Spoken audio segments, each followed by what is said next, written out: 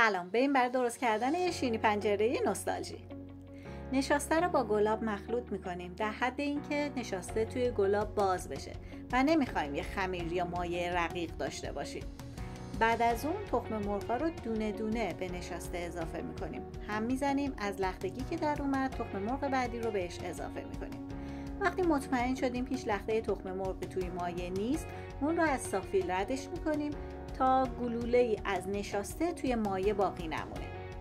من آرد رو الک کردم و به مایع اضافه کردم. شما میتونید هر جوری که راحتین آرد رو اضافه کنید. من برای اینکه مطمئن باشم هیچ لخته‌ای هم از تخم مرغ، آرد یا نشاسته باقی نمیمونه این کارو میکنم.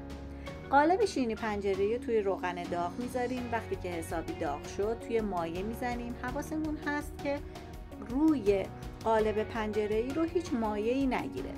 بعد از اون که حسابی یه طرفش سرخ شد برش میگردونیم، اون طرفش رو هم سرخ میکنیم. من روی کاغذ روغنگیر گذاشتم تا روغن اضافهش گرفته بشه. نوش جونتون.